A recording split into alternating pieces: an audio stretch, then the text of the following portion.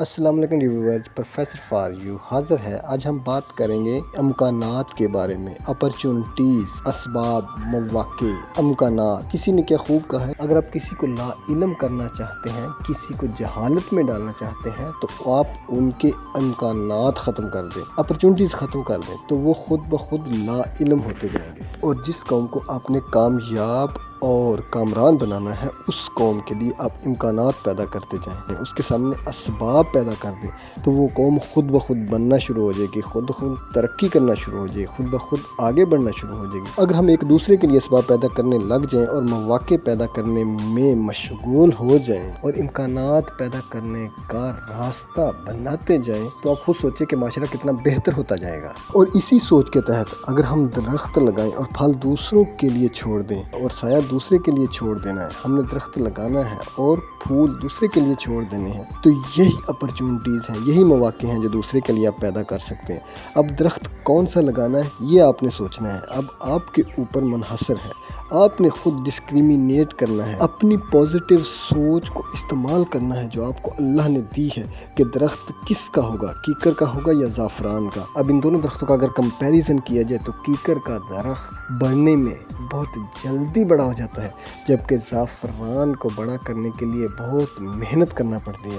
تو اس لیے آپ نے یہ نہیں سوچنا کہ کس کو کم وقت میں بڑھایا جا سکتا ہے، جبکہ آپ نے یہ سوچنا ہے کہ کس کے بڑے ہونے سے فائدے زیادہ ہوں گے۔ تو زعفران جب بڑھے گا تو اس کی خوشبو پورے معاشرے کو معطر کرے گی، اس لیے آپ نے زعفران اگانے کو ترجیح دینی ہے، نہ کہ کیکر جو کہ کانٹے دار درخت ہے، جو کہ نقصان دہ درخت ہے۔ لیکن اگر آپ یہ سوچیں کہ درخت کوئی اور لگائے گا اور فروٹ میں کھاؤں گا، تو ایسا ممکن نہیں۔ پہلے آپ کو دوسروں کے لیے اپرچونٹیز پیدا کرنی ہے، تب دوسرے آپ کے لیے مواقع پیدا کرنے کا باعث بنیں گے۔ ہاں، جہاں برابری ہوتی ہے وہاں مواقع پیدا ہوتے ہیں۔ جب آپ اپنے آپ کو ڈومینیٹ سمجھیں گے، اپنے آپ کو برتر سمجھیں گے، اپنے آپ کو دوسروں سے ڈسکریمنیٹ کریں گے، تب آپ دوسروں کے فائدے کا کوئی موقع پیدا نہیں کر سکتے۔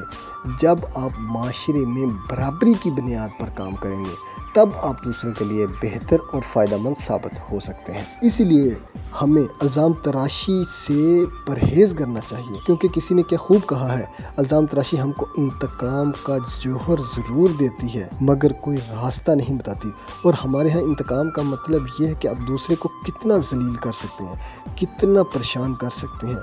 آپ جتنا دوسرے کو ذلیل اور پریشان زیادہ کر سکتے ہیں، آپ اتنے ہی زیادہ طاقتور سمجھے جائیں گے۔ منفی سوچ کو ظاہر کرتا ہے، اس لیے آپ نے اس چیز سے بھی پرہیز کرنی ہے، کیونکہ امکانات، اپرچونٹیز، مواقع، ان کا انتخاب کرنے کا آپ کو موقع نہیں ملے گا۔ صرف ان کو پیدا کرنے کی آپ کے اندر جستجو ہونے چاہیے۔ اس لیے ہمیشہ اپنے گھر والوں کی، اپنے دوستوں کی، اپنے معاشرے کی بہتری کے لیے اچھے مواقع پیدا کرنے میں اپنی کوشش ڈالتے رہیں، اپنا حق ادا کرتے رہیں، اپنی خدمات پیش کرتے رہیں، جس سے آپ کا معاشرہ خود بخود بہتر ہوتا جائے گا۔ میری ویڈیو کو دیکھنے اور لائک کرنے کا بہت شکریہ۔ جزاک اللہ۔